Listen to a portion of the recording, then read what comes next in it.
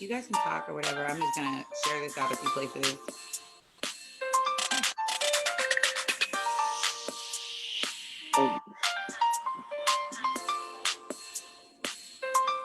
Man, so I'm like,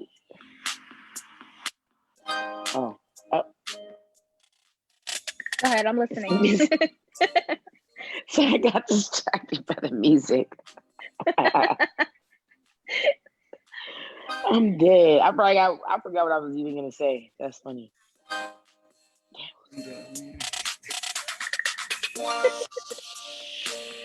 African American talk.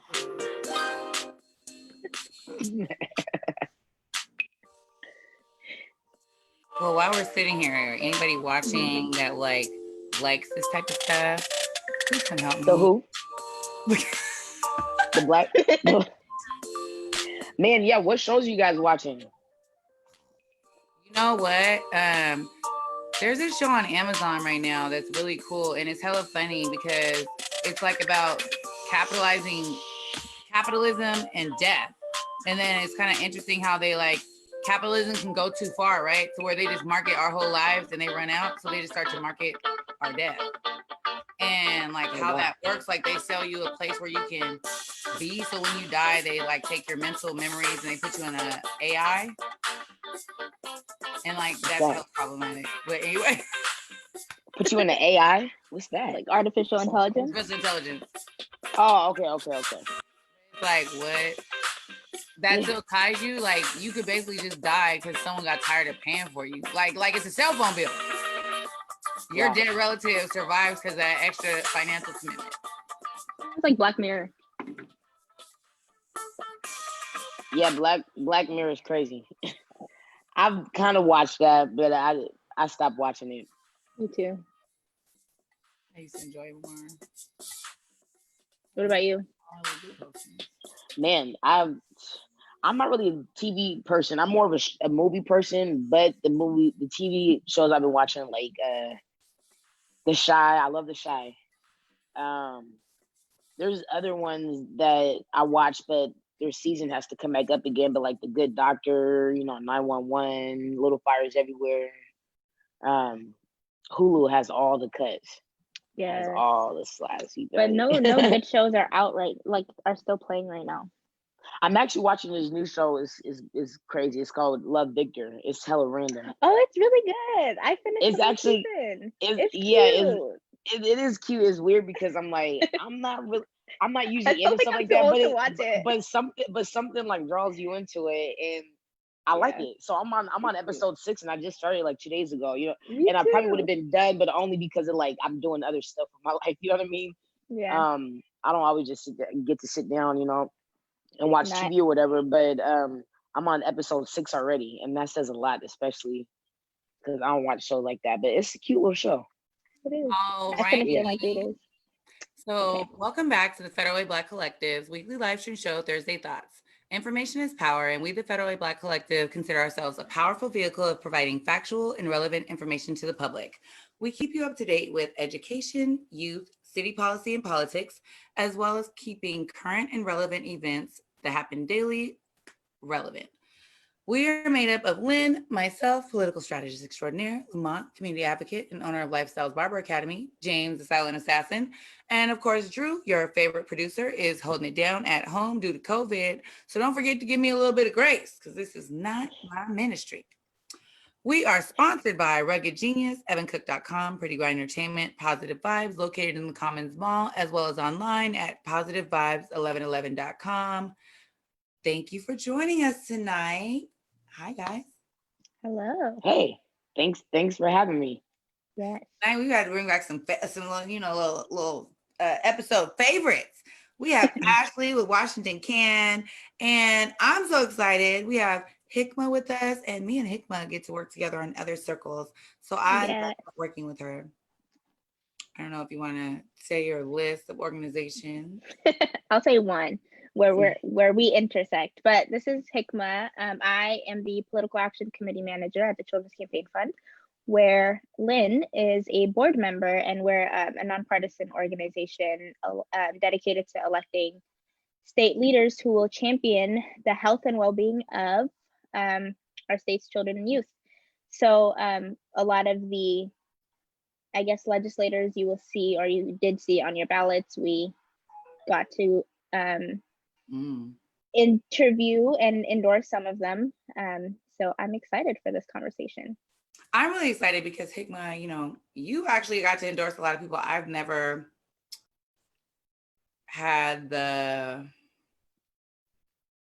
met, you know. Yeah, that's what I'm interested too, to see like who are so these I don't even want to get into people. that yet. Hold on. I want to give Ashley the same option. I want you to introduce yourself too, because I feel like I did it for you, and there's probably so many things that I don't even know because we're friends, right? So I don't think about that. You're just Ashley, but you're also yeah, so thank you. So I'm Ashley. I'm the federal way organizer with Washington Community Action Network. We have been really doing as much as we can and like applying all the pressure that we can in different areas as far as making sure we can say that again. No, sorry, I did something. Oh, okay. But yeah, just as far as making sure that we can prevent all these evictions that are about to happen due to COVID. So we will, in general, like in Federal Way, we've been working on a lot of housing issues. Like, as you guys may know, the rental inspection ordinance, like fighting against slumlords. And yes, the sneeze that you just heard, that's kind of cool. It has like the crown on the back of your head. Oh, you noticed from your picture. Oh, yes. Wow, I did just notice that. That's cool. Okay, yeah. I'm like, did you plan that, or is it like... It's there every week. That's this cool. is how you should start to recognize Black women. So we'll start. Yes. We've also been or I've also been organizing tenants in different complexes. One of the main complexes that we've been working on is the Cove Apartments, which a lot of you guys may know of. And the Cove Apartment, they've really been having a lot of issues. Like this has been stuff that's been happening just like over the years, but really now it's like a lot of stuff coming to light, especially with people going through this pandemic and just being stressed out about other things. And the Cove and, you know, the property management Widener, they really have inconvenienced a lot of people, and we're going to call them out. And that's what we do is we want to make sure that we're calling officials out. We're going to make sure that we're holding folks accountable. You know, Hikma, she was talking about, you know, them endorsing people and her meeting with a lot of the candidates. And it's like, that's what we're here for, is to make sure that we're holding candidates accountable, you know, any chance that we can get, whether that's like the stories that we have people sharing, the real stories of how people have to deal with property managements, like the Widener property management, like H&M over at Kids Corner, Park 16, Uptown, Square Apartments. So just the whole 9 yards, just making sure that we can keep people housed and making sure that people can live in safe and healthy homes. Because, I mean, when it comes to it, like your house is one of your basic needs, like, you know, one of your most valuable basic needs. So, yeah, that's what we've been doing at Washington Can, is mainly focusing on housing right now. Well, first, I want to thank you guys for all the work you do in the community, because it's really key. And there's a lot of other ways you could have chosen to participate, but, you know, personally working with both of the organizations you guys work with, I know about their firm commitment to the people of Washington State. What we want to do here tonight, I don't know, where should we even get started? Like, first of all, primaries 2020, that's a thing. It just happened, and we're going to unpack that.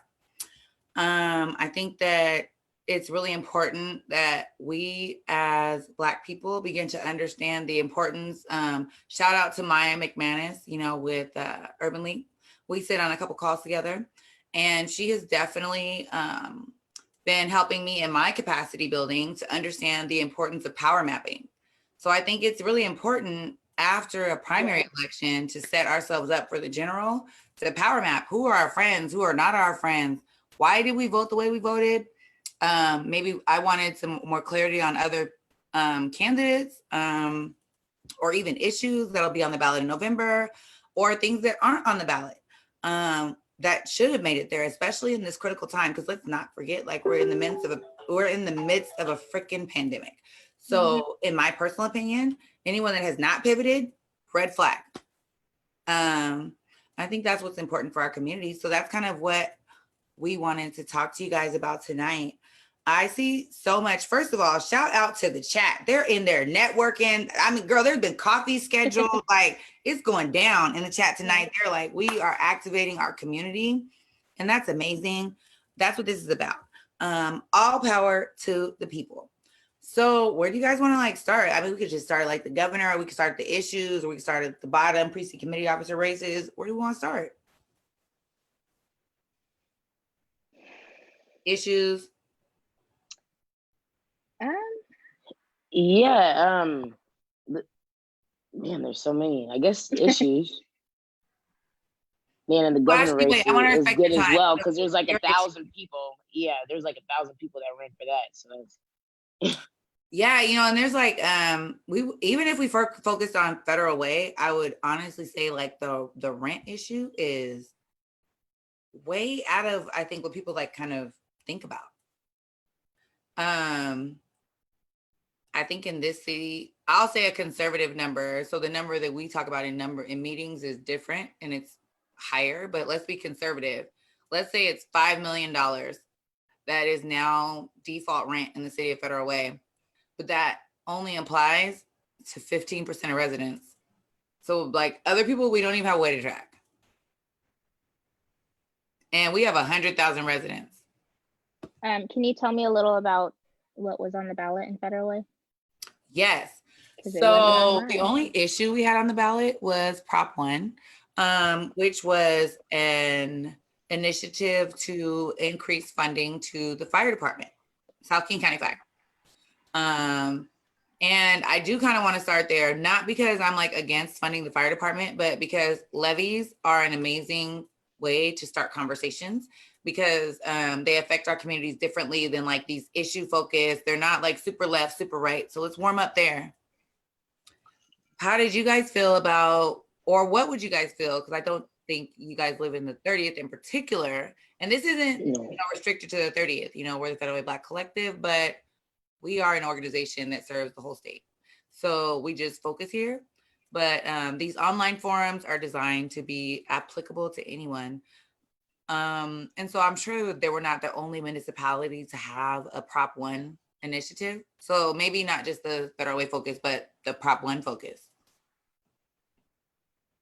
What do you guys think about that? I live in 37th, and I didn't have it on mine. That's because Seattle rich. Ashley, did you have Prop 1? Yeah, so exactly. Well, so, right, exactly. So unfortunately, this is like one of the first times. I've been living in the same apartment for like four and a half years, and I just bought a condo in Puyallup. So I did miss the deadline for me changing my address. So I wasn't able to make the primaries, but I will be there for the election. You know what I mean?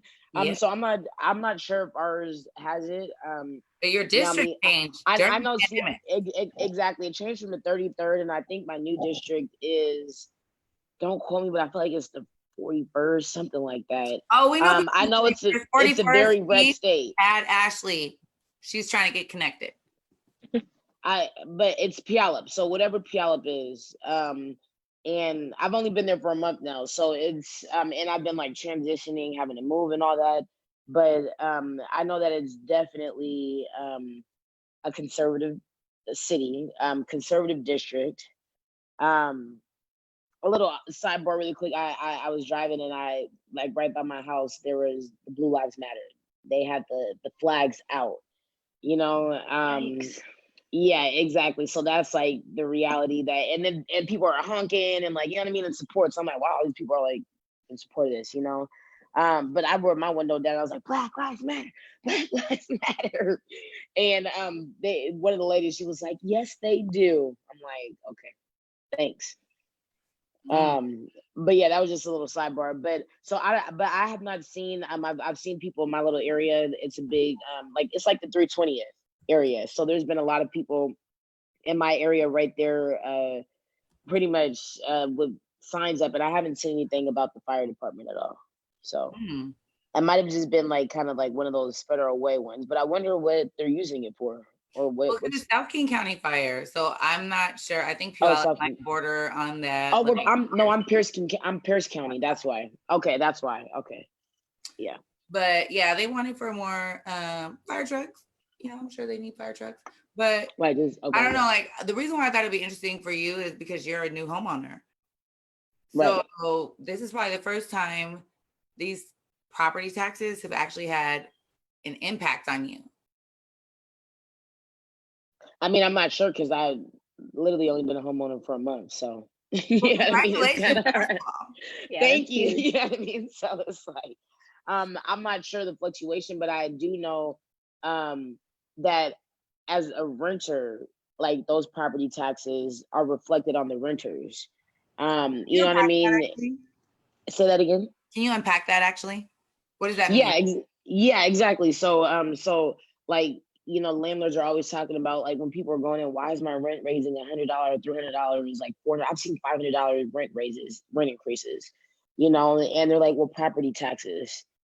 And yeah, I do know that property taxes go up, but not that much. Where if you're owning places like Club Palisades over in Federal Way, which has like 800 units, if there's like over 800 units, and you're telling me that all these people are trying to get, or you're telling all these people that need rent increase to $200, your property taxes have not went up that much. You know what I mean? So I'm just saying. I mean, I've never bought into that. Say it again.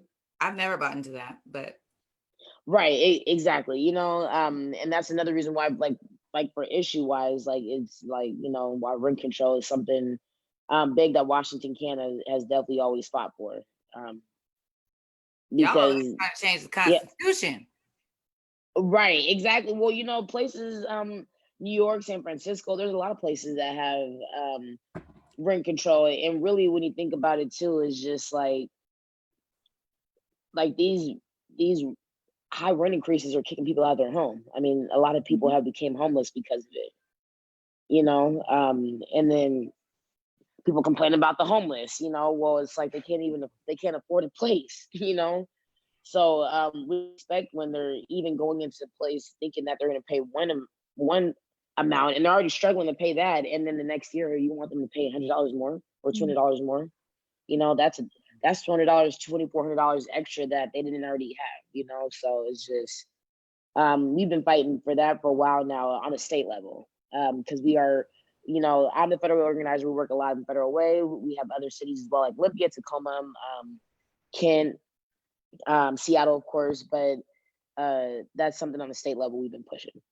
Because what we have to do for that too is we have to be able to pretty much take the ban off of rent control. I mean, there's a ban on rent control right now because landlords got together like in 1985 to ban rent. So we have to lift that ban up first, and then we have to get them to vote on rent control. So it's like you have to always fight extra hard just to get things that you would think would be kind of like a basic right, or just something like, you know, allowing people to live affordable. And that's like a big thing too. Like I'm interested to hear, Hikma, like, you know, like what legislators have been big on things like that, or like what issues have you brought around like housing to legislators, because housing impacts youth a lot. So I wonder if there's any housing issues you like brought. Well, I want to ask real quick, do we want to go position by position, or do we want to just throw out champions? I guess champions. just for the purpose of right now, let's just do. I guess for the purpose of because me and Hikma talk for like another hour, but full disclosure, exactly, and I have to leave. Yeah, because I have to hop off soon. But if you can highlight like some champions, that would be great. If you guys brought up those issues at all, I'm not sure if that was brought to the table. I don't know if I could speak to champions honestly on the housing issues, because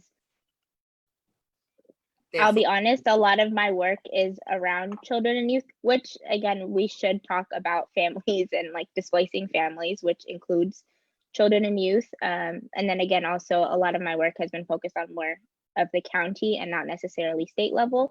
So as I'm going deeper into my work at CCF, we're talking a lot more, especially now with trying to increase our staff, about what does it look like to hold these people accountable that we endorsed and are continuing to endorse in the next couple of months, for these specific issues. And like housing is definitely a huge one, especially now during freaking pandemic, because families are being displaced and will continue to be displaced if we continue in this way. So I don't know if I can answer that question, but right. So I guess when we connect as well, we can talk about like what housing issues that should be brought to like these different county officials or state officials to hold them accountable, and like because all housing issues really impact youth, to be honest, right. Like, always. So we can like sidebar and talk about like what things that should be held accountable, that state officials should be held accountable with. Right. And I think you can't really advocate for children's issues if you're not advocating for their families as well. So I definitely agree where they live at. Where they live at as well. For sure. I want to respect your time, Ashley. Was there anything else you wanted to cover before you hop off? I mean, for the most part, go ahead. I was going to ask, while you're answering that question also, are there any candidates that you're super excited about? Yes. Thank you. Right. Thanks for asking. So, I am excited, man. I'll be honest about all the Black women that recently actually just got through the primary. I'm really excited about them. Our state does not have a lot of Black representation, people of color representation in general, let alone Black people, So I'm actually like literally excited about all of them. They all are really great candidates. Shout out to Jamila Taylor in the 30th district. And yes, shout out to her. But yeah, I'm excited for all of them. And even like, Jesse Johnson, I work closely with him. He does a lot of great work, and he's a big advocate of a lot of stuff we have going on with Washington Can. So, and I'm excited about any candidate too, as well, who's going to be putting on for our communities. So, whatever. I want to ask you one more thing so you covered in your wrap up. I thought there was an expectation that we would see something on the ballot this year, or at least some presentation from the Federal Way City Council based on the initiative Washington Can brought, the Stable Homes Initiative. They were still supposed to be working in tandem. Was that a missed opportunity, or am I incorrect about that procedure? Are you talking about the rental inspection? Right. Mm-hmm. Yeah, so it wasn't supposed to be on the initiative. It was actually supposed to be just voted on. But Federal Way, when it comes to a lot of renter issues, Federal Way really drags their feet on it. And I don't think that they're really concerned about renters and what they go through with their landlords like they say they are. And you may say one thing, but what you do is another thing, and so like trying to constantly fight to get Federal Way City Council to move forward with any housing protection has really been like, a slap in the face to renters, because they literally are constantly silent about it. They make a lot of empty promises. They were supposed to pass the rental inspection ordinance in February. That's but I was like, there was like a little deal. Exactly. Exactly, but due to COVID or no, not even due to They sure didn't waste any time Corona. passing that police No, budget. no, you know what? It wasn't even due to COVID because COVID wasn't even a thing at the time. It was actually because I spoke with the community developer, Brian Davis, and they were saying that there was like staff changes and blah blah blah. And you know, we did have a champion before, Martin Moore, who was big on helping us make sure we can get the rental inspection passed, as well as Jesse Johnson. But it didn't go anywhere, you know, and there wasn't, I feel like, enough pressure applied on the inside as well, as far as making sure that we can get this passed, because there's a lot of things that pass like this, but something, you know, another renter protection, when there's already no renter protections for the most part in federal way, should have been easy and clear, just like, you know, saying we want people to live safe and healthy. Like, people are living in mode, and people are not having refrigerators or stoves for weeks, or people are one lady, she had, her daughter had alopecia from the mold because she was allergic to it and didn't know that it was in their walls, and at almost fires in people's houses. So it's just like hearing all those stories and nothing moving forward is just a big slap in the face to renters. That's all I have to say. And definitely, as far as holding them accountable, right, as far as holding them accountable, like, you know, if you're not supportive and if you're not pushing stuff that is really for the community, then, you know, it's time for you to go. I think there's plenty of other positions that support people that want to just support the community. But I want to be very clear as we start this transition of the conversation. If you're unable to advocate on certain levels, then, you know, maybe this is just not the job for you. And that's fine. And the thing is, we have to stop being offended about that. There's so many ways to participate in community. Yes. But that might not be your job. If you're scared, say that then. If you're scared, go to church. Step up. Exactly. If you're scared to step up, and if you're not going to take a champion role, you know, because I feel like if you're wanting to, you know, run for office, then it's not just about you being a part of it, but it's about you stepping up and being a leader, you know, and taking the opportunity. You have every opportunity, you know, this is what you signed up for, and you can be a leader and take leadership roles. But a lot of people talk the talk, but they don't walk the walk, you know, so. But I do have to go, though. I have to get to Thank you so much, Cashley, for joining us. Yeah, thank you. It's been really great. Please invite me to the next topics that we have going on, and I'll definitely offline with you, Hikma. Yes, please do. It was nice meeting you. Yes. We'll talk of soon. Course. All right, take care, you guys. Have a great talk. Bye, Ashley. All right, bye. Bye. Okay, I just want to reset some expectations here. I have like so many good questions in the chat. But first, can we go till at least 10:30? Yeah. Is that too late? Okay, good. Because I think we're definitely gonna need at least an hour, because we're kind of like basically just starting. So I see all your questions in the chat. I put them in a Google Doc so I can make sure I address them. But I do want to go with Hikma through like the rules that she wants to highlight. I don't think that we'll get through everything statewide, but as long as we keep a focus on at least South King County, because most of our viewers aren't just in Federal Way. So let's start there and we'll bounce it off. We can, I don't know what position you want to start with. Can you put the questions into the chat box so I can see them?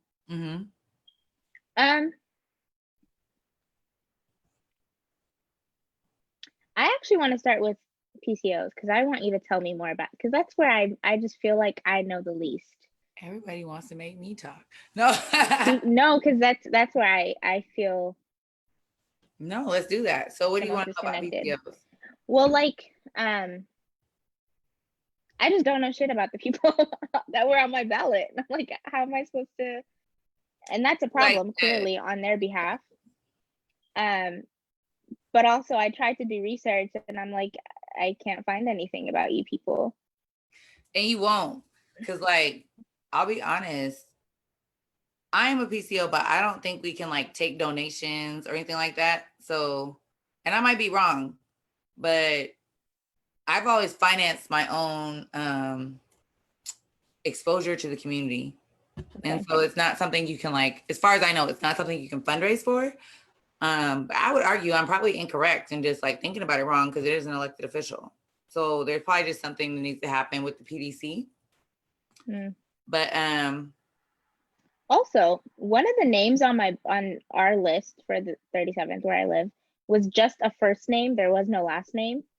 And I was like, I don't know if this is like a typo on the ballot or if I don't like I'm like, that's what I'm saying. I'm like, there's no way you expect me to select somebody based on their first name. So basically it was just like Lisa. It was like Ali. I was like, what? Oh, that's very hard. Yeah. Did they submit something to like the voter pamphlet? I didn't see anything on it. I might have thrown mine away. Lord. I mean, but that is kind of something people do. Like the voter, it probably was, I'll be honest. It probably was an uninformed voter trying to like do their part, make their mark, and be a part of like the community that makes change. Cause that's very weird. But on the same time, it sounds like kind of weirdly, strangely, very strategic. So I don't know where to go with that. But I try to err on the side of like best intentions. And if they were like uninformed, that makes sense. Maybe like they missed the deadline. But I don't know. With PCO, I mean, they clearly didn't miss the deadline because they made it in with their first name. For the this is the PCO position? Girl, we don't be knowing what to do. Like really, like I feel like that's what I'm asking. I'm advertised as like confused. a non-elected position, but it is right. But it's supposed to be grassroots, so we're not really supposed to campaign heavily. I've never even asked about campaign finance rules. So why is it on the ballot? Because it has to be elected. Okay, so then how am I supposed to? No, I agree. You get my question. Let's unpack it. And maybe if we get Gail or a Democrat, I could personally, I know where I could fit in with my connections, not just to say that like only Democrats do that. But what I'm saying, I know that there's connections. I could be like, I can personally ask you this and I can personally get a response that I can hold you accountable for. But it is very weird to me because the reality is that for no matter what party you're a part of, there is some benefit to anonymity, especially on that grassroots level. A PCO role is meant to have an audience of 250. It's literally more effective than Jay Inslee. Interesting. Well, and the reason why I believe that, and I really believe in the PCO model, I think it's beautiful. I think it needs to be protected. I've never met a PCO besides you. But there's a precinct committee officer in every neighborhood in the country. But that's what I'm saying though. Like how effective, I mean, at least maybe the ones in my neighborhood are they if I literally no one knows who they are. But see, when I say effective, I mean it's effective to my agenda. Whether or not people choose to utilize it in such a way currently, I believe that has to just do with a lot of privilege. Like, I don't know many Black people that knew it was an opportunity. That's true.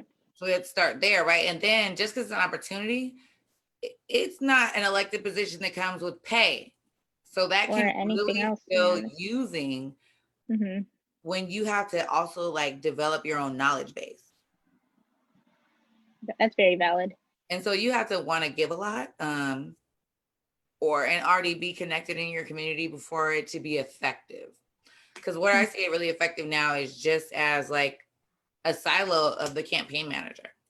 You door knock, you drop lit. And that's what it is, right? But it's like, that's not what it's about. It's about representing that community.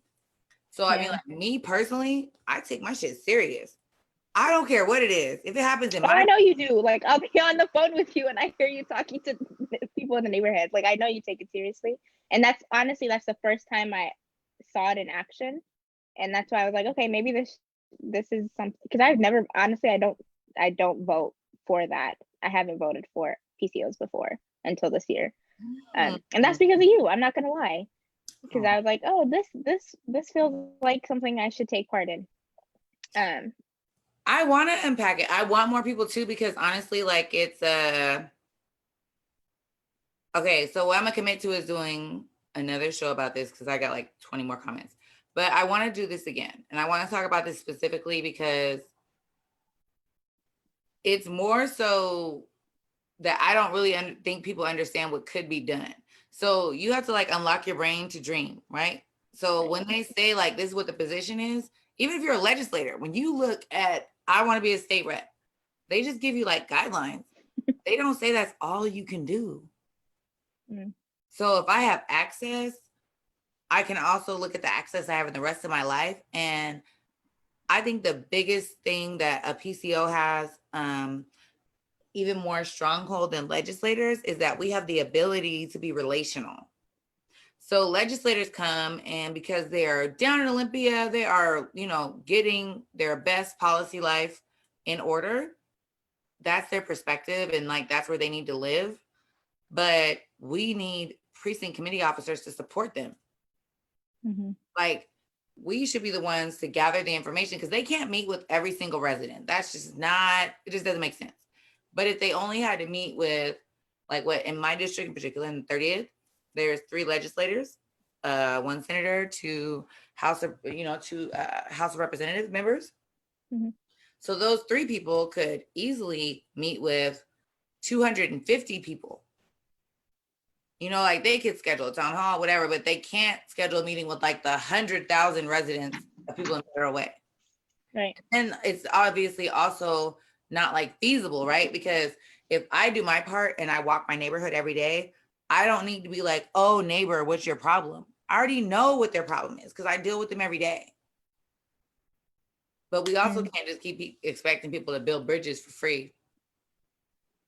That's a lot. I mean, there's a lot of like inequities in that I think we need to deeply unpack, and I'm down to have that conversation another time. But I think we have lots of other races to talk about. So even commit to doing that next week, to be quite honest. But oh my goodness. Okay. For getting at me. All right, you guys, you got a commitment. We're gonna see you next week. But let me get to your do you want to do questions or start on the ballot first? We can do questions. All right. So the first question is, where do we hold leadership in this situation? What is leadership's responsibility? How do we hold them accountable? How do we hold leadership accountable? I think it's different for me as just a citizen who's voting to hold someone accountable as someone versus like someone who works for an organization that endorses candidates to run for office, and how our organization holds them accountable. And again, you sit on the board for CCF, and I think how you present yourself as a CCF member, or even how you show up as an ED, and how you hold people accountable in those 2 roles or with those 2 hats is very different and looks very different. So I think we need to work with, I didn't know organizations like CCF existed, first of all. And there isn't space for many people of color. I don't see lots of Black people in spaces like that. So for me, I would love to see a lot more people of color in those spaces to make sure that when we are holding these people accountable, people who are giving money to run their campaigns, then I think holding them accountable becomes a lot easier because they agree to certain things before getting that money. And also, as constituents, we have a lot more power than we think. I do policy work, and when I showed up to Olympia trying to represent the members of organizations that we support, they didn't care because I wasn't a constituent to them, honestly, and I didn't vote for them, so they didn't really care that much about what I had to say. Yeah, because I wasn't a constituent. So they care a lot about what constituents have to say, and I think it's hard to ask communities, especially communities of color, especially at a time like this, to show up to Olympia and advocate. But if you can, try, I guess. And then I think the other part is partner with organizations or ask or look for spaces where you feel comfortable, where you feel seen, whether that is the Federally Black Collective or the Children's Campaign Fund or 100,000 other organizations that you are a part of. They always have some sort of policy or advocacy arm, and they already do policy work, and they're already trying to figure out how to hold leaders accountable, and they need community voice always and are looking for ways to engage community. And I think that's one huge way to do that. That would be an interesting conversation. What are those ways? I mean, well, we don't have to get too deep in the weeds. And what do you mean by that? Well, what are the ways that we could provide? Mm-hmm. I mean, I think it looks different during session. Again, it depends also on like what level of government we're talking about. Right. But if we're talking about state legislators during session, there are lots of like youth advocacy days, or I mean, there's just a lot of advocacy days for all the issues that you can think of, and people are trying to figure out ways to engage community outside of having to show up physically in Olympia. And I'm pretty sure it's going to be very different this year, but even in the past, I don't know, but even in the past, people are trying to use, whether that's like social media or like writing letters or putting together letters by whether that's young people or communities in general, and sending it to legislators. Like, people actually care about things like that, especially if you follow up and are like, hey, I sent a letter a couple weeks ago, just wondering where that's at, or like if anyone's working on that, or can we set up a call, or can we do this?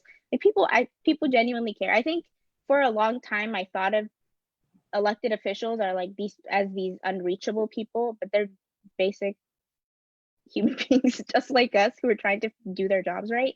And I think if we make the effort to reach out, they're there to listen. It's not as simple as that, but I think if you make the effort and you try, it's not as hard as we make it seem, I guess, is what I'm trying to say.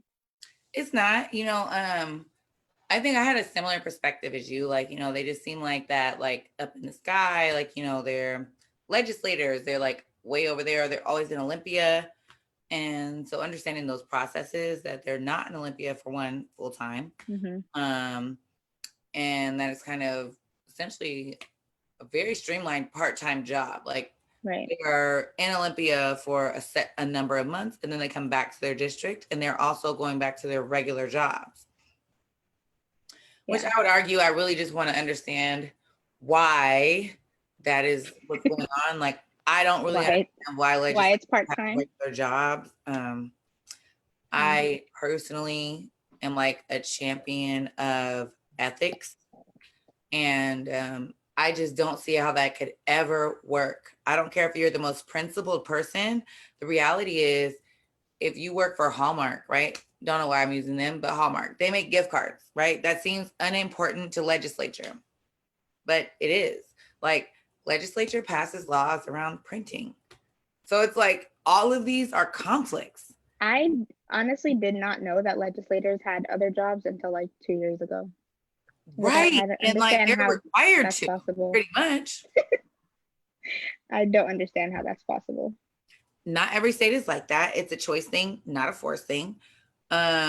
Similar to in the city of Federal Way, like our city council members are part-time. Like, they don't have staff to work with them to build policy. So if you want to know why we're not like further ahead, like Seattle, like it's clear Seattle City Council has like staff.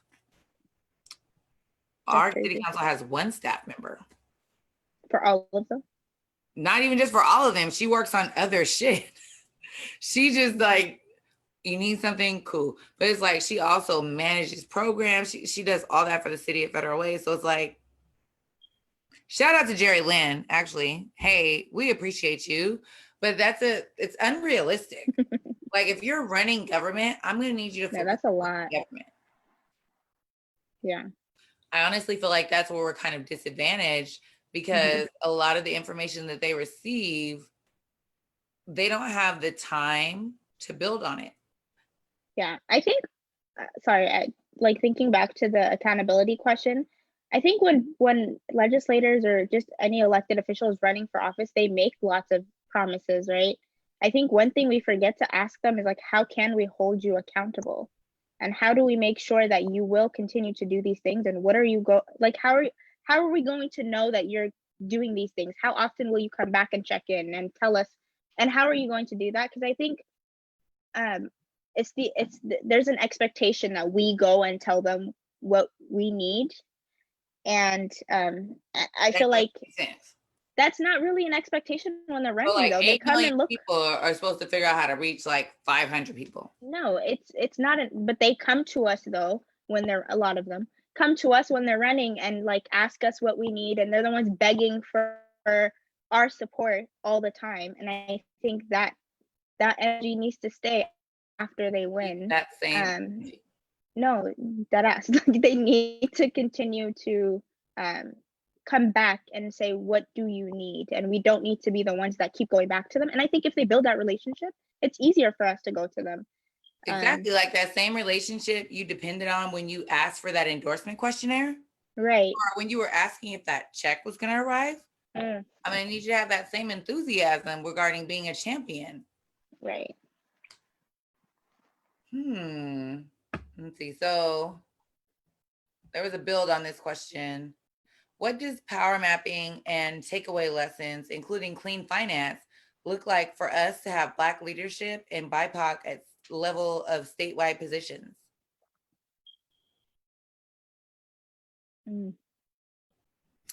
I think I'll start with that one. So for me, I've been doing a lot of work around power mapping as we ramp up for the general.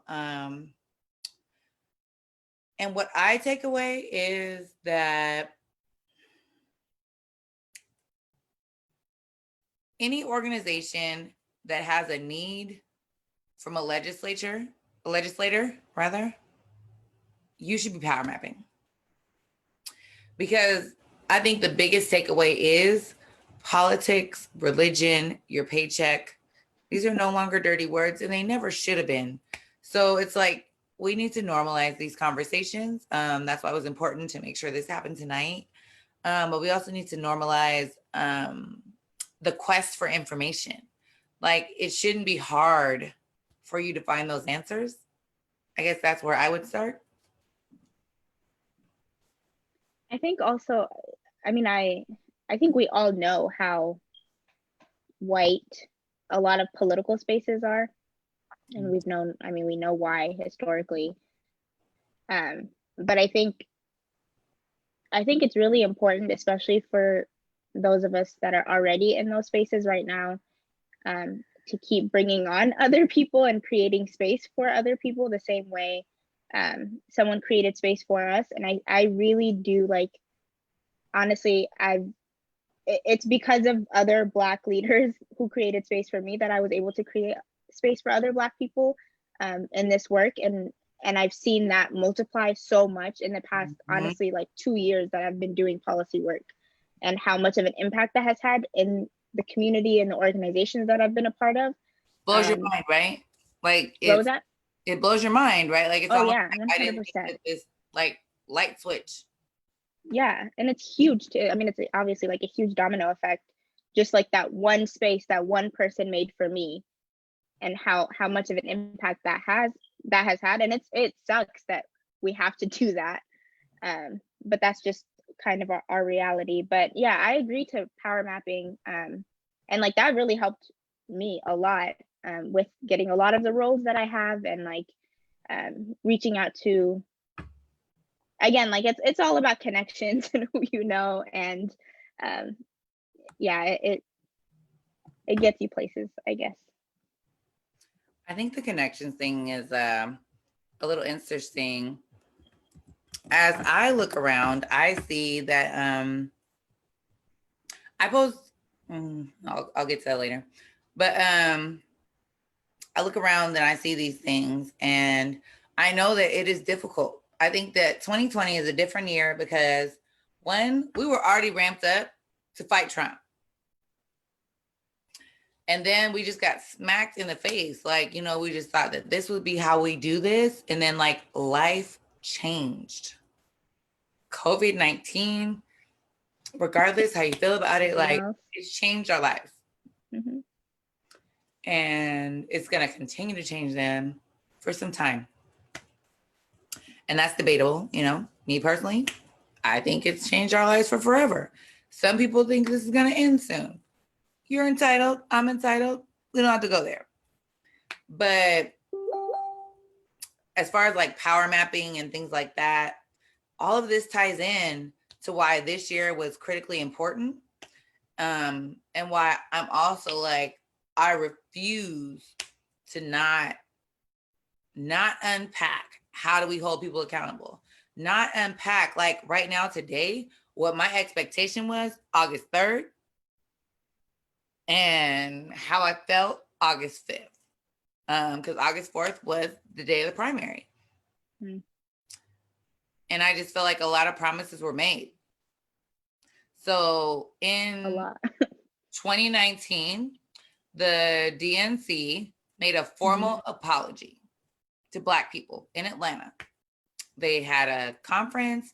They said, we have depended on your vote, and we are going to direct our organizations on a state level to prioritize your issues.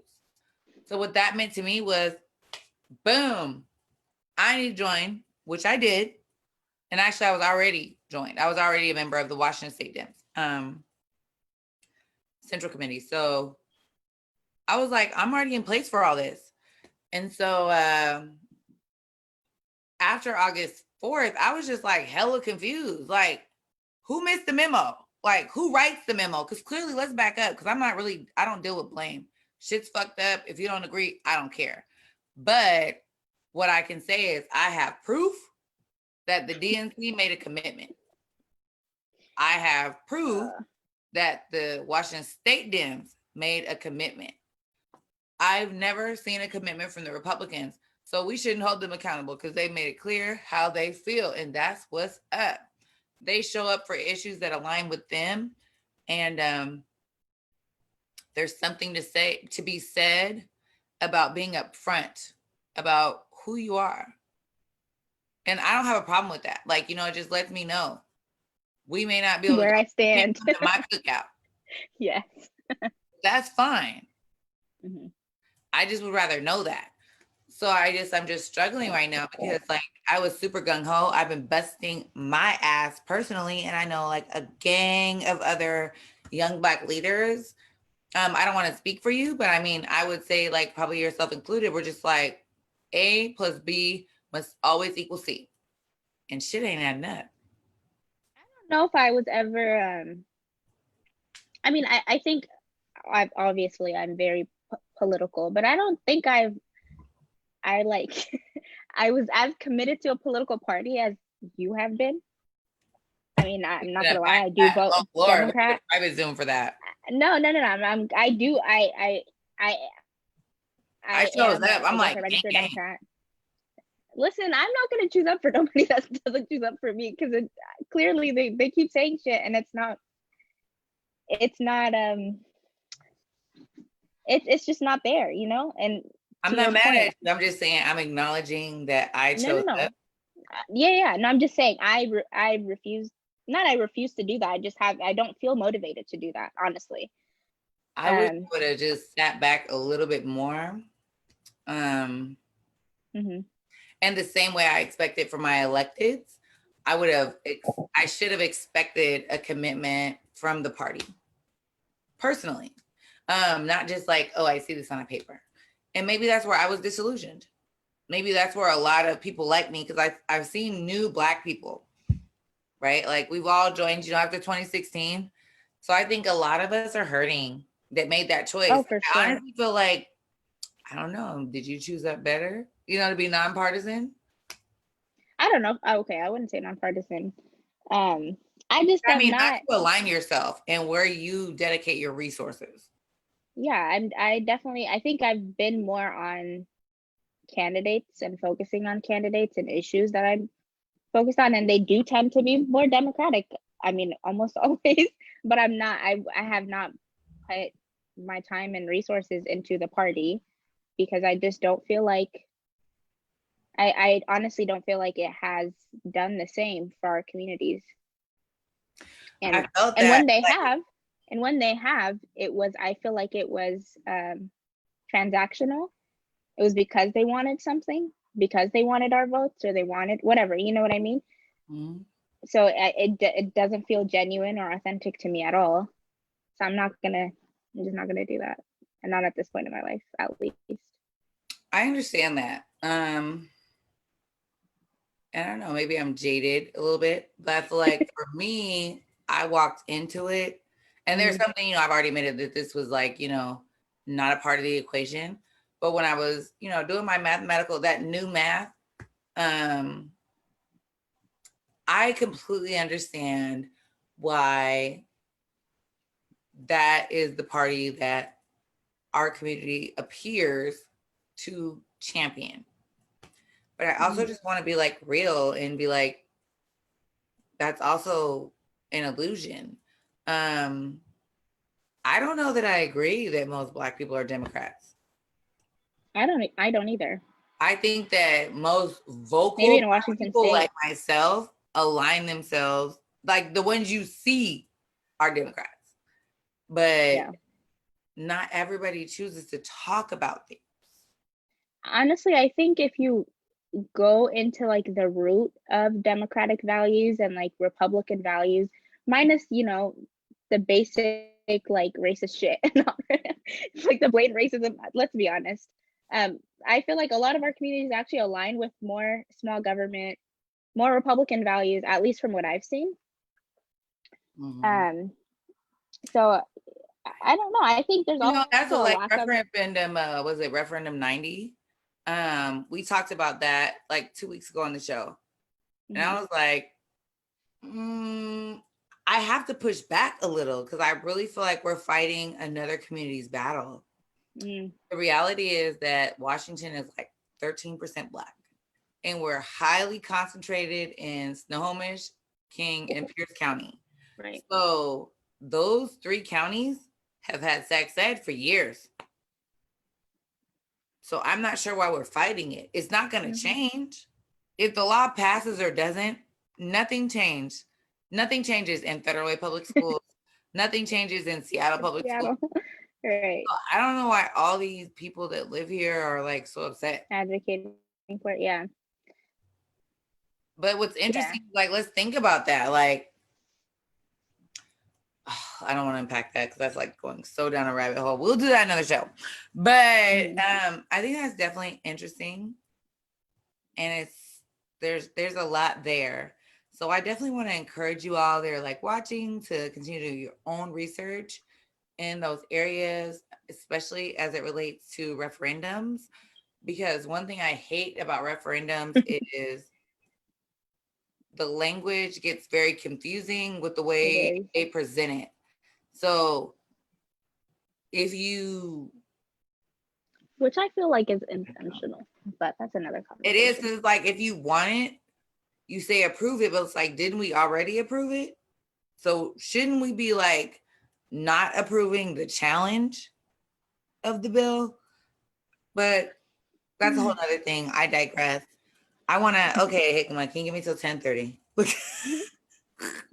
I still want to get to the ballot a little bit. So yeah, it's almost 10. Are there specific races that you want to talk about? I'm not as so much concerned about like governor. Actually, wait, no. I do want to unpack governor just because we're the Black collective. And it's a perspective I haven't really explored. So I have met Don Rivers. My personal choice, personal, not in relation to any seat I sit on or any elected position I hold, is still Jay Inslee. But then I just feel like interested in the subject because it's like, there's a Black man running for governor. And so I didn't know until like a couple weeks ago. Yeah. See, and the cool part is so sad. I'm a little mad because I'm like, Don, first of all, we knew each other. Where was my email? So I could know and, figure out what our support level was like way months ago. But this is where we talk about like finance. This is where we talk about, let's get nitty gritty. Let's start there and then let's go to some more fundraising. I want to talk about Congress, but at least one congressional race. I want to talk about the 10th.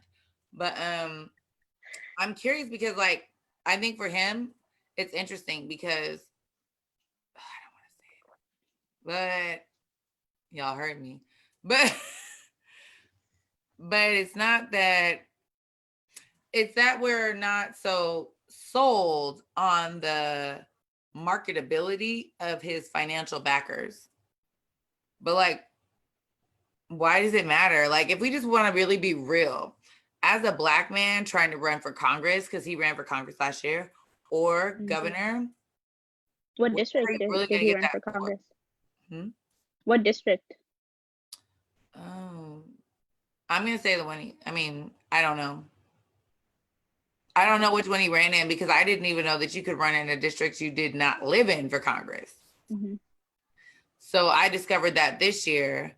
So I just last year assumed it was the one he lived in, but I'm not positive.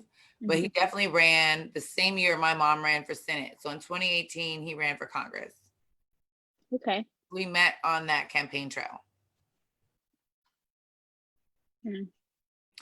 But I mean, he's got a lot of private money. Like, what's interesting to me is like, I really just feel like if he was, I just keep it funky. If he wasn't Black, like, he would totally be a contender.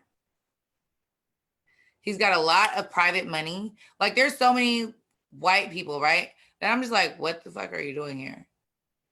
And it doesn't discredit anything, their desire for the community. But when I see the ballot, not knowing you personally, and how that happens is that they have private money, and he's very fortunate because he has a ton of private investment. It's very rare, and that's why I'm highlighting it. Like, for a Black man, it's a ton of private investment. I didn't know that. I don't know much about him. Yeah. But I like Don. I don't know what's gonna happen. I think that the fact that that's even possible is so unknown to people. Honestly, like, he doesn't run with the party, all that, like, that is, for one, it's amazing. So first of all, shout out and encouragement to you, Don. Yeah. No, I just said good for him. That's really cool. Yeah, like, regardless if I agree with you or not, like, there's something to be said about being there, He's at the table and he deserves a seat because he's clearly ready to play at that level. He made it on the ballot. And several other people don't even have the tools to make it on the ballot. That's true. Most people in our communities, right? The governor's race was a little overwhelming, to be honest. I mean, a lot overwhelming. There's a lot of people. Was there like 50 million candidates? Just to call it that. 50 million people. No, that like it was so many people. I was like, you know what? I think we broke. I don't even know if I'm gonna look into all these people. I didn't. Like, I was just like, first of all, if I don't recognize your name, that's a problem. First of all, you're running for governor and I don't recognize your name. That's a problem. I'm gonna need you to impact that privilege that allows you to think that you just start here. No, but that's a thing. So if you're watching and that was you and this was your like first race, it's not that we try harder, please. We need to know you. We need to do your work in the community, and we have to be honest about the fact that this is statewide. So you may be the best little fundraiser in Yakima. But yeah, I say seaside because it's like Oregon, not here, but like you have to make sure you know your audience. And despite what capitalism has like kind of taught us, these roles, even if the presidential has electoral college, state roles don't have that luxury. So you're gonna have to explain and unpack who you are to get public support. And that's okay, because that's what democracy is about. Right. And I mean, like, you're running against Jay Inslee. Like, he's been there for a long time. You have a high, he's a hard person to beat, so you have to step your game up. Yeah, he was just running for president. Like, come on, man. Right. Like, do better, please. Mm. Anywho. And I mean, we could just totally go into the fact that, like, I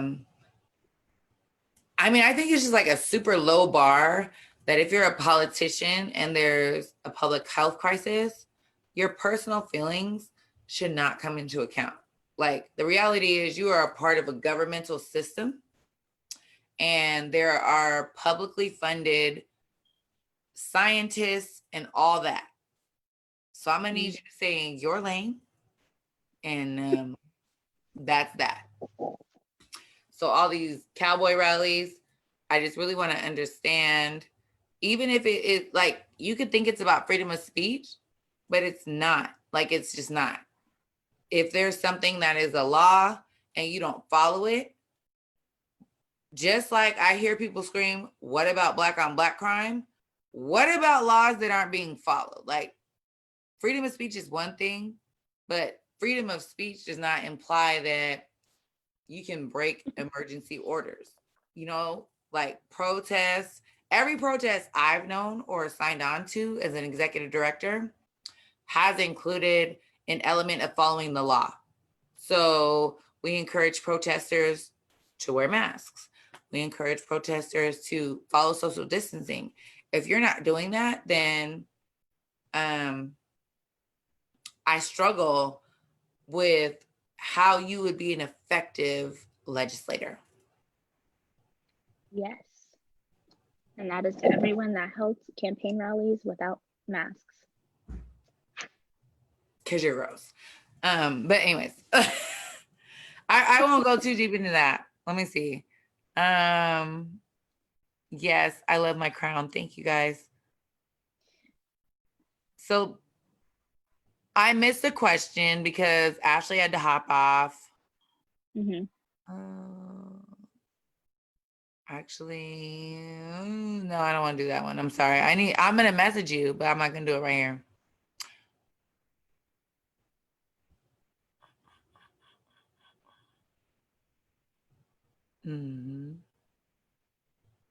Okay, too much there. Let's just go back to it. There's like long ass questions. I'm going to bring that into the conversation, but let's back up from like governor, lieutenant governor, and all that. I think people probably have like questions, but since they're not directing questions to those larger seats, they're kind of more focused on issues and local candidates. So I will start just because I'm in the 30th, but I want you to bring that 37th perspective. What was your Senate race like? Because I feel like the Senate races was popping this year.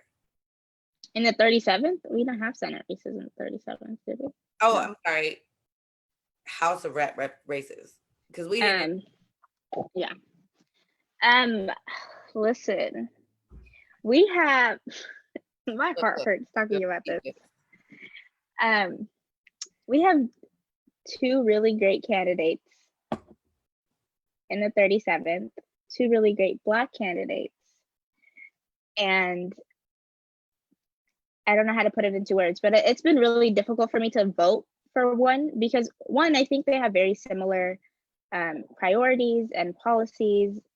And two, because they're just both really amazing. And it's very, first of all, it's very rare for the 37th to have an opening. So I'm like, it's I was like, great. I don't feel like anybody in your community has been in this situation where not only do they have a vacancy that was vacated by a Black man who was the majority, like he was the highest ranking member of the Black community, right, in House. So not only that, but then you just have candidates file that were leading even before the primary. Primarily Black people were leading. Which I mean, that's a whole lot of representation. Amazing, but also the 37th was like ready for. Yeah, I don't know if I was ready for it. I think it's easier to make a choice when it's like one of us that we really, we really care about. And then I think when you have multiple candidates that represent you and I don't know. I was like, maybe this is what it feels like to be white. Right. We don't have that luxury too often. So, but I was thinking that I was like, two great candidates. That's got to be something. No, that's I actually feel like like we usually struggle with like the mad different. racist, the Black person, and like the one the white people can live with. Right. That's what I feel like I traditionally see. Yeah, So and like, it's never very the Black rare. candidate traditionally. It's sometimes the racist, but more times we go with like the one people can live with. But like, why is that what we strive for? Yeah, but yeah, it's a good problem to have. I'm not gonna lie. It's either way, we're gonna end up with someone really amazing. Especially for like 2020, after we had such a crazy presidential election in 2016. Like, one thing I recognize is I know that we feel like, we support other countries in bringing them up to standard with democracy. But I really feel like we saw a change in 2020. Like, I've seen a tremendous amount of supporters. Like, I've just seen the number of like donations go up in the Black community. For sure. I've seen the amount of like sign waivers. Like, I be out there and I be popping like, we got to listen to Tupac on this corner. But that's what's up, right? Like, we got to do what works for us, but we got to get out there. Like, before, like, they don't need it. It doesn't matter. Voting sucks. Our vote don't count. And I guess what I'm struggling most with tonight, as I've left, the mindset of the primary and I've seen the numbers, I'm personally feeling a little bamboozled. Why is that? Because I'm a party leader. I joined after the 2016 wave. I'm about to volunteer my life away. I don't get paid for that. I get paid for a whole lot. And I actually don't work for free anywhere else. So I'm a little offended that you would think that was even up for discussion for me to work for free for no progress. So let's start there, because I'm not even like that, but like, it's poverty pimping. And it's a whole nother thing when it's done by like Black people, but when it's done by white people, gives me total pause. But that's something I had to learn. So when I learned what the structure was, how do you like, if you were to just go, we had a question in the chat, so I'm kind of building off of that. And the onboarding and relational process is choppy. They just gave you a manual and say, good luck. It takes you a bit to learn how to represent and use your PCO superpowers. And like, that's what it is. Cause like they have this meeting and they be like, we're going to train you how to use Vote Builder. And volunteers, like, you get like 2 or 3 hours. So by the time they get how to get through the database, they've taught you how to use that, but they haven't taught you how to talk to people. Yeah, that's you like how to like search out or stay connected to them. Yeah. I'm gonna do a little PSA. So that's why like I decided to get in like county work, and me and my friends started the Black Collective because we don't want to do direct services. Like, there's so many people who do that. There's so many people that meet those needs. And while I would definitely want to be a part of steering grant funding and private funding towards those efforts, everybody has to have their own needs. And mine is like just policy. Yeah, I agree. And mine is too. Can I turn off my audio real quick? I'm having weird issues. Sure. I will just run amok. Okay, thanks.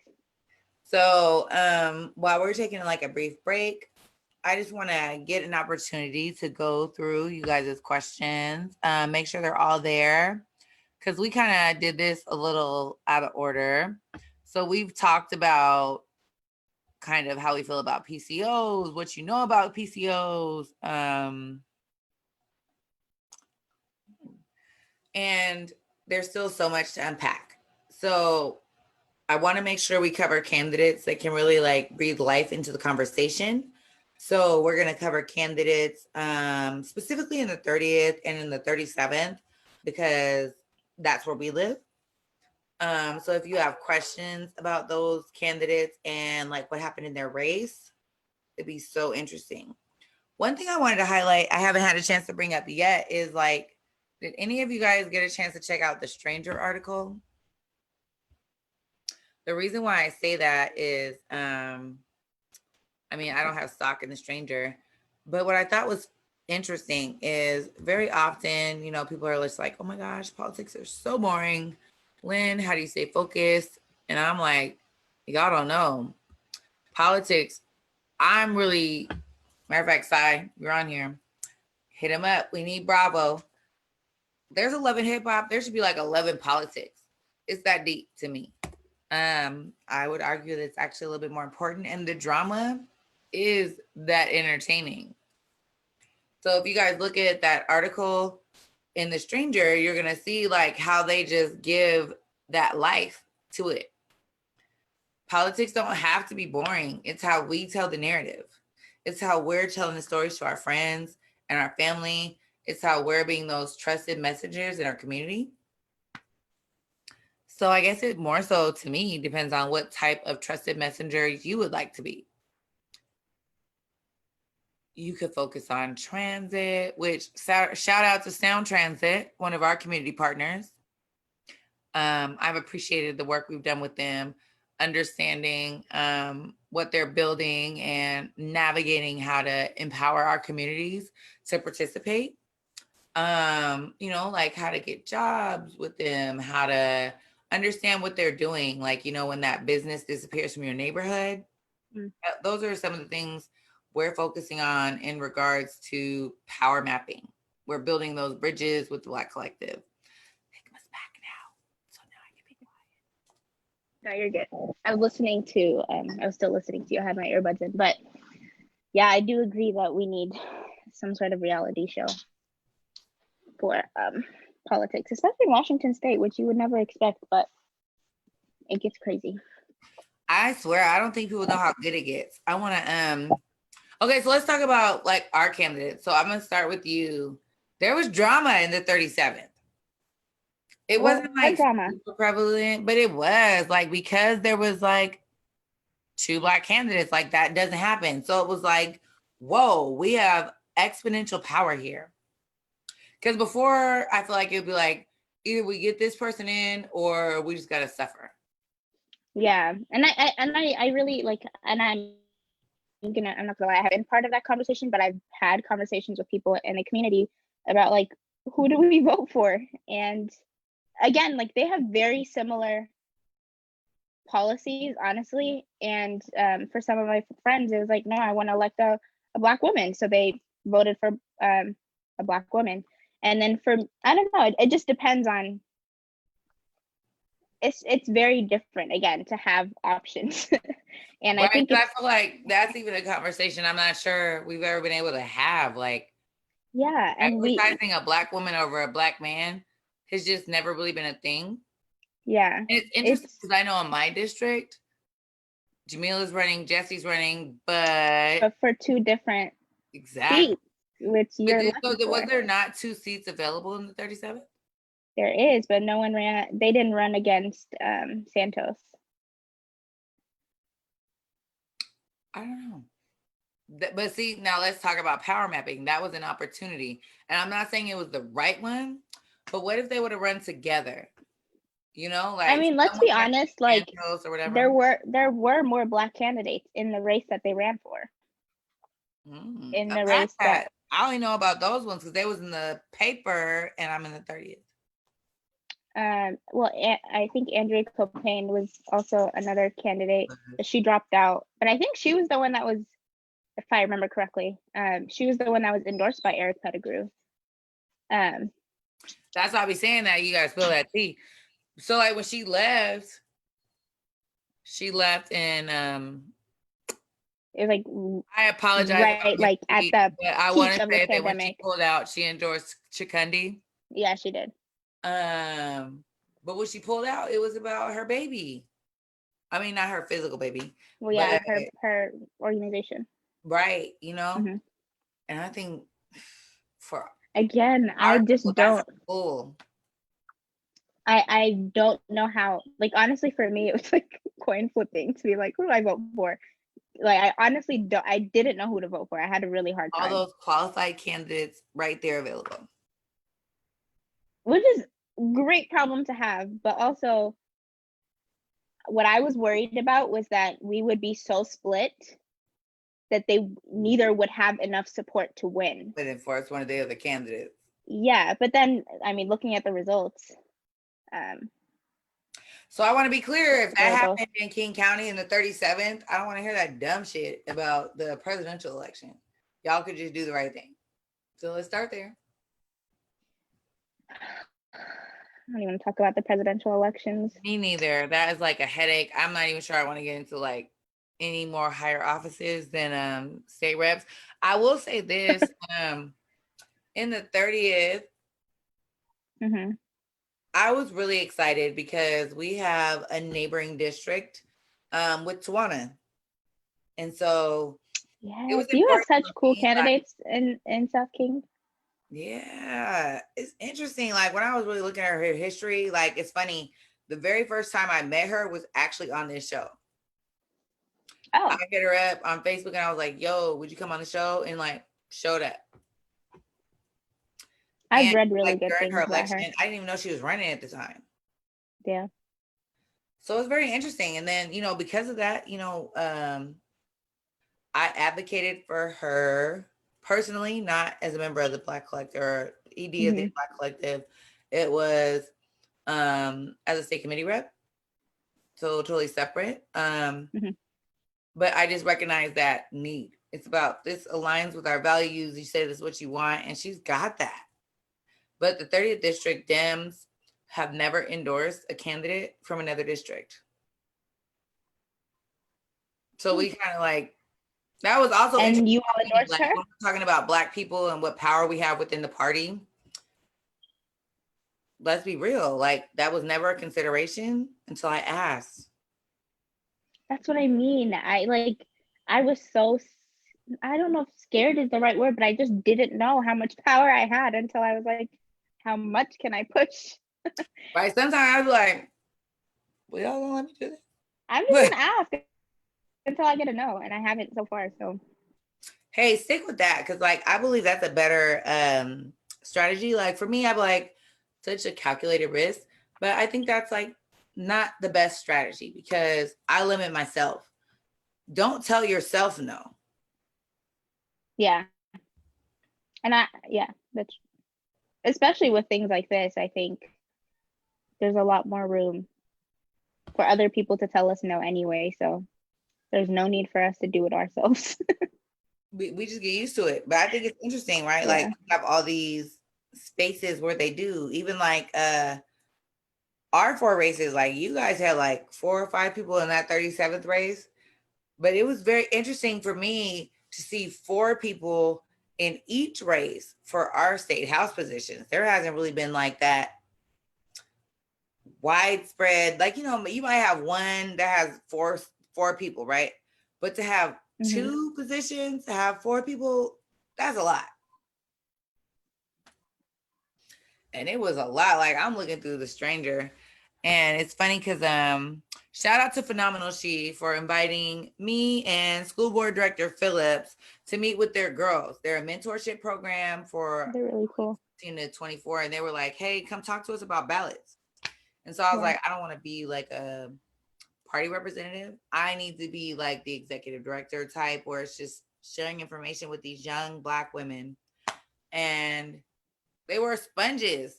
They had so many questions, things I hadn't thought about when we were talking about, honestly, for them, it wasn't like, oh, well, like, who's the Black candidates? Which I respect. Who's the Black candidates? That's what I want to know. And I've evolved. I think when I was younger, because you're younger than me and whatever, we were like getting accustomed to people being on board. But I had to shift my mind to be like, this is just not acceptable. And sometimes I think I do it really well. Sometimes I don't, because I'm now part of the establishment. Like I'm a local Dem party leader. So that shit hurt when somebody tell me some shit. But it's exciting though, honestly, talking to young people. It is. About politics. And especially now, because young people are super. If you go on TikTok, the videos that young people, First of all, 14, shout out to the internet web community. Does someone want to teach me how to TikTok or Twitter? Because I'm old. You don't have Twitter? Moment of silence. You mean to tell me you don't have access to Black Twitter? My feelings are so hurt right now. I mean, I'm not that like tech stupid. I run this shit. Hold on. That's what I mean. How do you not have Twitter? I don't get it. Like the 140 characters, what's the engagement level? The analytics. It's more than 140 characters now. Anyways, that's a different conversation. We need to get you on Black Twitter. Need to TikTok PCOs. Okay, I see you. Come through with those ideas. We're gonna do some TikTok PCO videos. Actually, we're working on that. Shout out to Zenobia Harris, who is one of our community partners. The Black Collective is a member of the Kent Chamber of Commerce. And we appreciate her thoughtful leadership during this COVID shift. I mean, I don't really know any neighboring Chamber of Commerces that have done pivoting work. And I'm excited to stay engaged and stay connected with her to do those things so she could keep teaching me how to TikTok and iGram. Look, I'm gonna put some real old shit like the face, the book of faces. Look, no, but it's actually really cool to see how involved young people are in politics. Like young people have been terrorizing Trump on TikTok, which is why he's trying to ban it. Right. Tell me again. 3 Black candidates are running, but 1 exited. Oh, wait, I get They're talking about 37. I get it. I had them back. Sorry. So the presidential election, they're trolling Trump? Oh, not just the elections. I'm just saying, like, they're very politically involved. They're a lot more politically involved than I was when I was 14. Who are you telling? I'm like, at 22, like, I was working for the state, and I thought I had made it in life. Me, I'm 23. I'm like, I feel like I'm connected. Like, no. I was like, I voted. That's enough. And I think it really is hard because, especially in like BIPOC communities, I feel like we're like, first of all, I'm fucking tired. Life is hard everywhere else. Then you want me to be informed and I got to support everybody on the backs of my efforts. And we're only 13% of this community. So I'm gonna have to be real honest. Like I posed a question in preparation for this show, and I asked on my personal page about a particular candidate, but the background to the question was it's not about this person. It's about just like expectation level. What like, you know, we talk a lot about cancel culture, but like what are the minimums? Like I don't think we've agreed on what cancels someone. So that's kind of more of what I was trying to explore. But you know, white privilege takes over everywhere. So there was a lot of ways that conversation went. And what I ultimately left the conversation with was that we've not agreed on the priorities. We may have said it in lip service to Black people, but the DNC and the Washington State Democrats, as it relates to Washington State, have not agreed, one, that they are going to prioritize Black people. I think it's just something that goes out in press releases. But two, what that looks like. Because what I don't want to hear is we want to hear from you. That is harmful. That is traumatizing, re-triggering, literally all of it. It's just like slavery. Tokenizing. You're asking me to work for my freedom. Are you serious? No. And I don't think they look at it like that, but that is the reality. No, they know. They know. It's 2020. We talk about trauma. They talk about their own trauma. They know that and if you don't know, Google is fucking free. So let's just start there. No, we talk about trauma, right? We know for example, abuse, right? When we talk about abuse, if a child or someone has experienced abuse, we know not to ask about that abuse later on. We know that's re-traumatizing. We know that is not a thing that you ask about over and over again. So why do we continue to do that to Black and brown communities? I'll never understand that. And I feel like we need to stop giving that same excuse that they don't know, or like that they need to be educated. No, you are educated enough. You know, it's not like, it's just, you just don't care. That's what it is.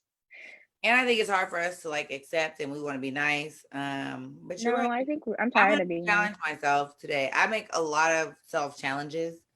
So, like for one, I have a current self challenge to any Black woman I think might have an interest. I start bothering the shit out of her to run.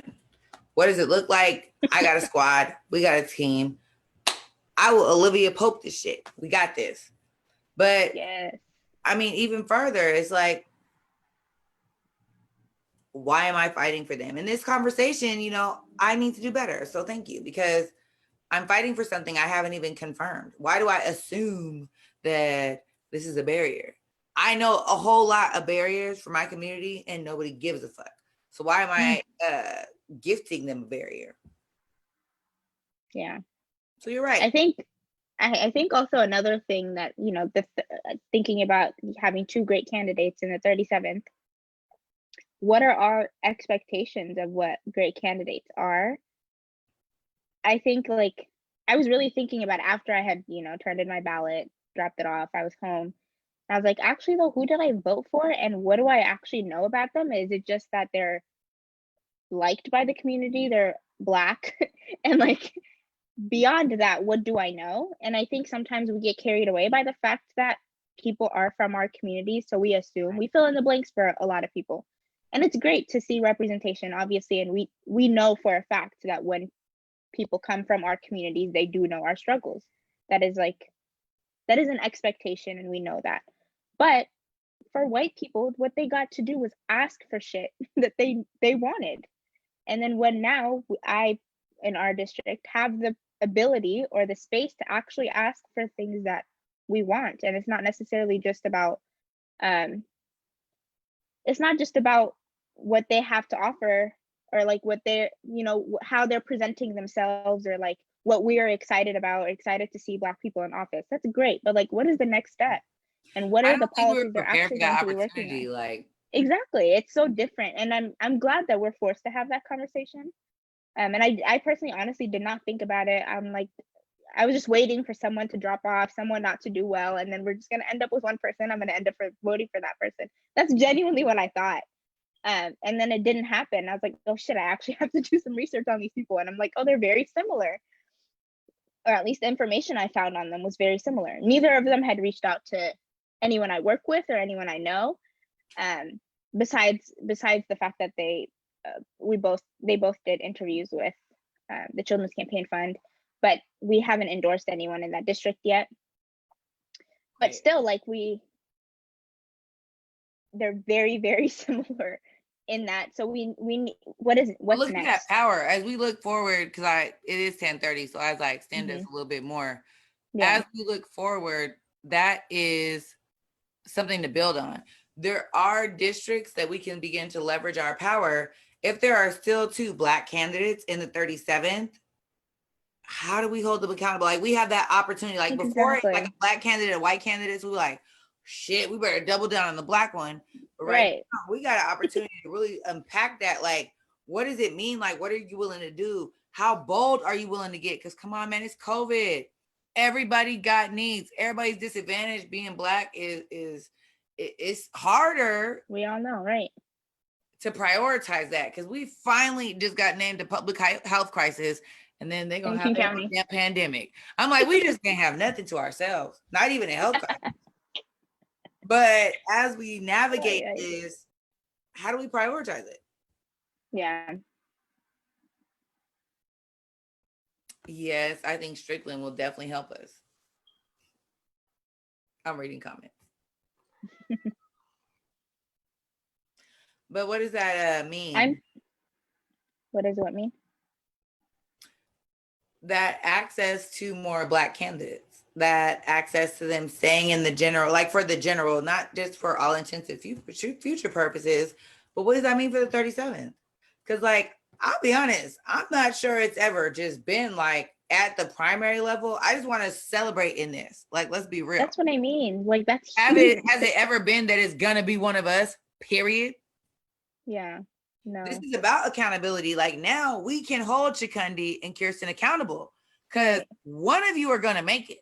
Mm-hmm. And I need some guarantees like that you at least have the same perspective on where we go, or that you understand our budgetary concerns, and not just that you understand numbers, but you have the relationships to leverage to make them happen, being directed to our community. Right. Yeah, I think either way, we're in good hands. So I'm very happy about that. But also, I think both have to do better work with the community to help us figure out how they'll actually put into action the things that they said they'll be doing. But I think I would really, something that I've been really thinking about is how do we support the people that did make it through the primaries, and get them through the election in November. I want to unpack that because I think especially for Black people, political power on this scale is new. So what I first want to encourage you to do is like not just call them and invite them to the cookout. Like I need them to stay focused on policy. They've chosen that venue and we need them to be focused on campaigning, writing policy, like, because I just don't even want to start the bad habits I see in other communities. Our community has always had to work like 2 to 3 times harder. And I'm sorry to say that right now, I'm just about to maintain that like requirement. We need that. There's only, Washington is like what, 13% Black? So I need you to be bold and innovative in every idea, because you're fighting, not even fighting, but you are trying to prioritize our needs over 83% of other people who may or may not get it. And the funny part is, even if they don't get it, they're going to be rolled into our percentage eventually. And that's a whole nother conversation, but we can unpack it if you don't get it. If you don't get it, like if you over here acting like the 1% and you not, like, I'm gonna need you to chill out. Yeah. I think as a politician, if you don't know how to explain to your constituents, I think it's a lot harder than that, or a lot deeper than that. But if you don't know how to explain to your constituents that supporting a community that is more in need is more support for the entire community, if you don't know how to explain that, then you have no chance in winning. In prioritizing and all of that. But I want to unpack that. I just like the comment. If you want to unpack that work history, community work that you're referring to. I think they're referring to 37th district. Right. I just don't want to pretend to be able to speak for those issues, just because like the 30th district is so much different. Like, to be clear, the 37th is already a minority and majority district. The 30th is about to enter into something like that.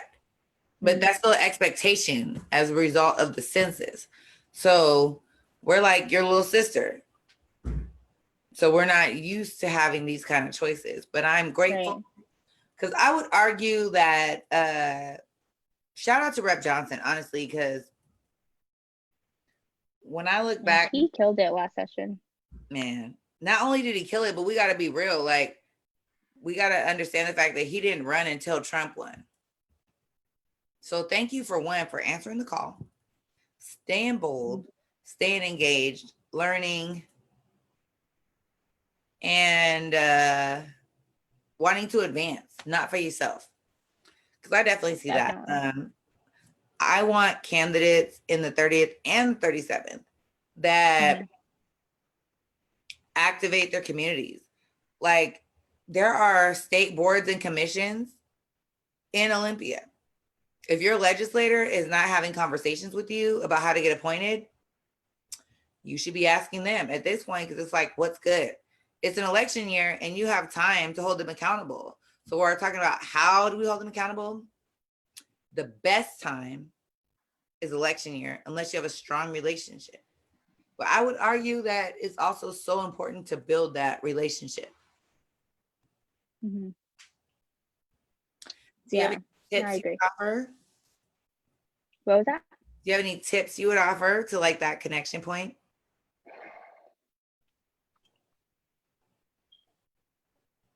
I don't know if I have tips. Sorry, I got distracted by the comment about their history and community work So that they have done. I've been struggling because I've been thinking, I was like, oh, I'm not gonna say that. No, I just want to say that that's a really good point, first of all. Personally, don't know much about their history. When I said they're very similar, I meant like in their policy priorities and in the things that they were saying were important to them. They're very similar in that. But I do agree that one has a lot more history and community work than the other. It's gonna be good. And again, I don't think that means they will be a better candidate. I'll be honest. I think less experience in community doesn't necessarily mean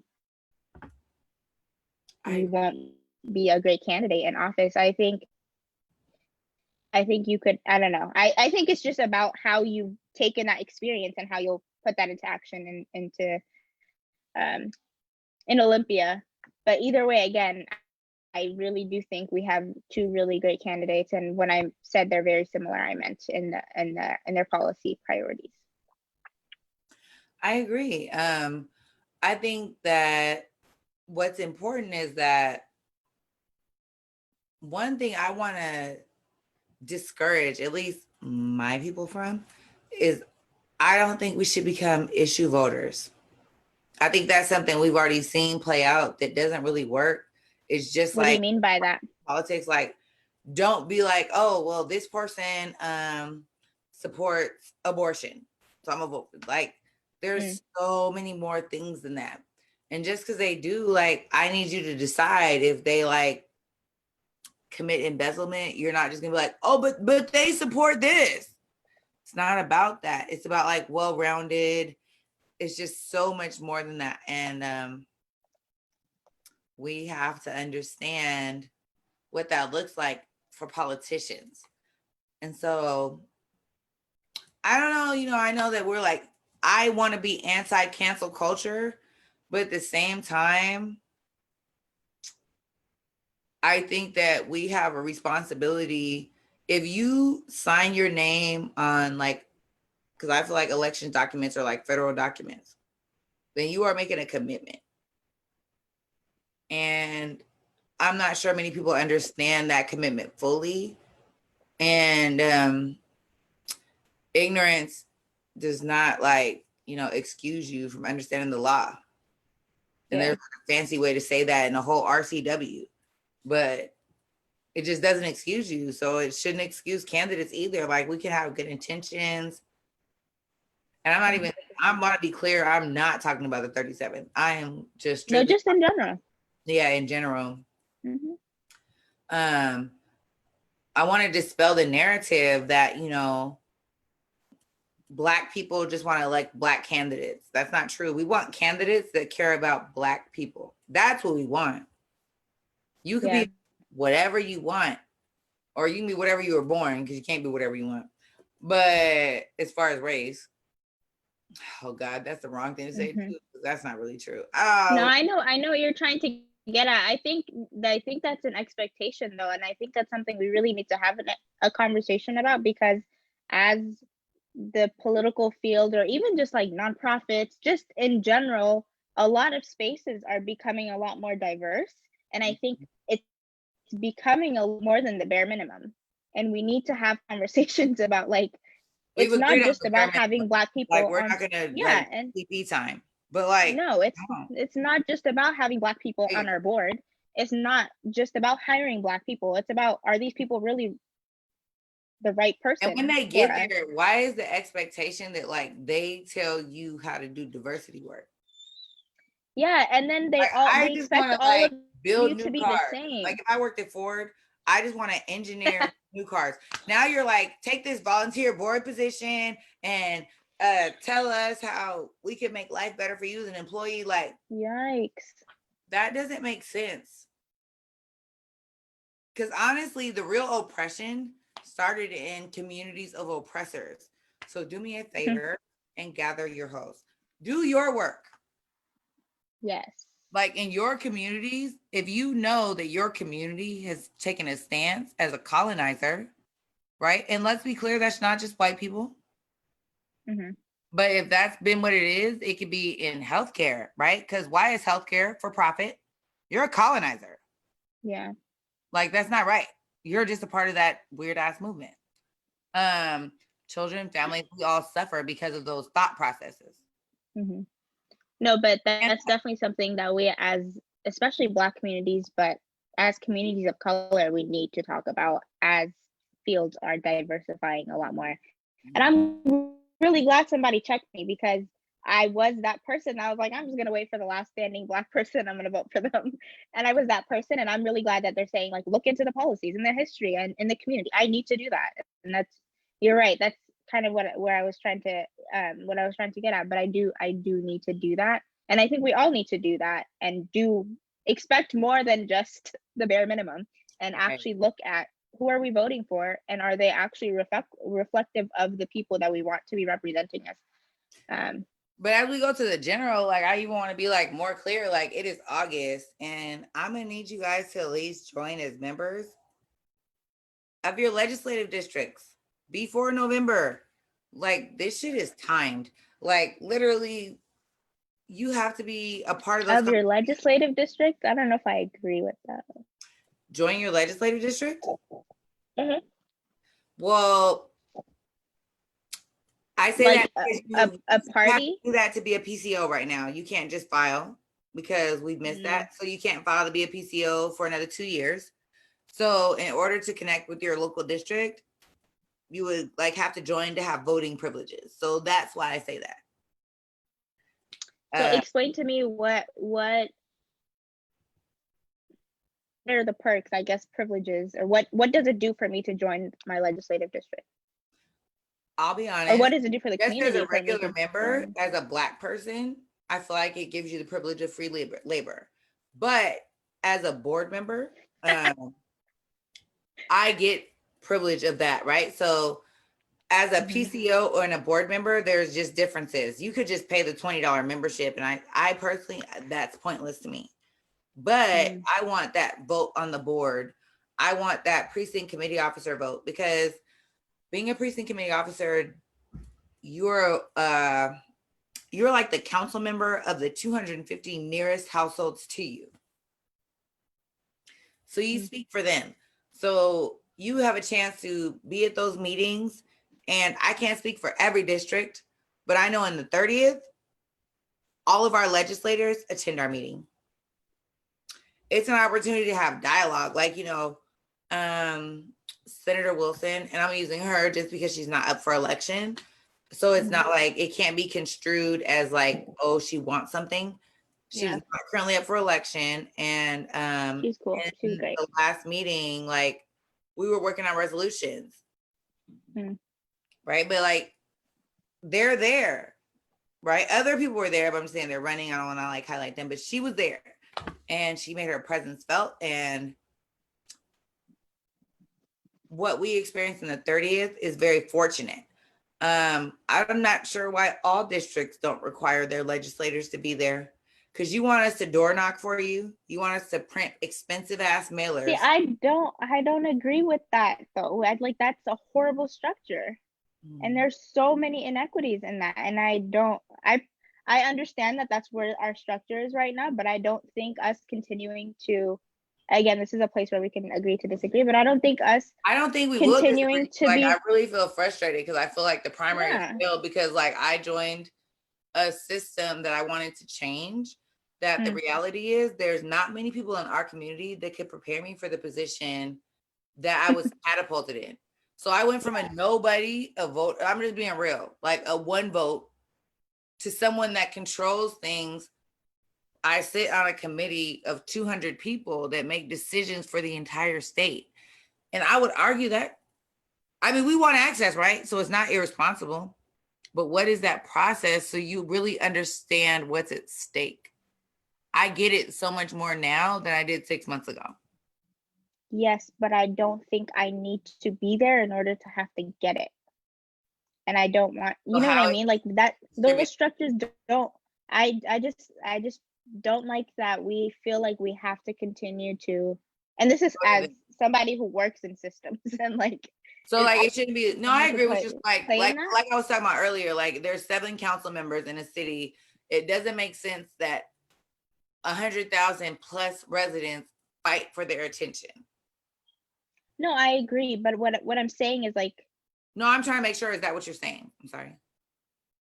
No, I guess what I'm saying is I think this system is very draining, obviously for you, and it's not equitable and it's not sustainable.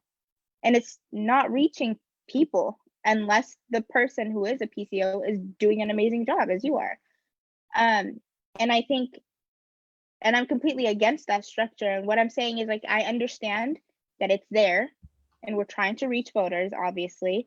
But as we are continuing to work in these systems, we need to figure out other ways to dismantle them and then create better ones that reach voters and help us reach actual communities in a more sustainable way than you going door knocking too many hours a week. Because I think that's just too much, and that's freaking crazy to me. Outside of election season, for free too. Like that's just crazy to me. Like, not that that's a bad thing. I think we should all. I believe in free labor. I believe in us putting hours into the community. I genuinely do, but not for systems that don't even serve me in the way that I need to be served. So, especially not for parties. I'm sorry. No. I feel like it's for my community, but yeah.